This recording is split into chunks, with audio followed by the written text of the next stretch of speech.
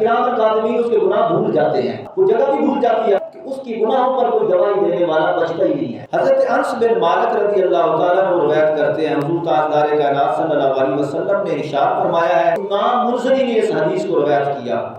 کہ آقا علیہ السلام نے پھر ارشاد فرمایا کہ جب بندہ توبہ کرتا ہے، جب بندہ گناہ کرنے کے بعد توبہ کرتا ہے تو اللہ تعالیٰ اس کی توبہ قبول فرما لیتا ہے، اور اللہ تعالیٰ کرامن کاتبین کو اس کے گناہ بھلا دیتا ہے۔ جب بندہ تائب ہوتا ہے، یعنی گناہ کے بعد تائب ہوتا ہے، کرامن کاتبین اس کے گناہ بھول جاتے ہیں،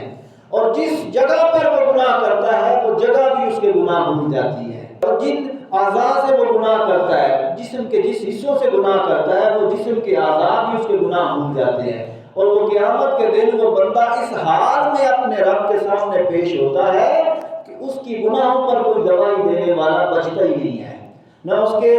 ہاتھ پاؤں جس سے وہ گناہ کرتا ہے وہ بھی بھول جا چکے ہوتے ہیں، اور کرامن کاتبین وہ بھی بھول چکے ہوتے ہیں۔ کیوں؟ اس نے توبہ سچی اور سچی توبہ کی تھی اپنے رب کی بارگاہ میں، تو اللہ رب العزت کی مدد شامل ہوتی ہے،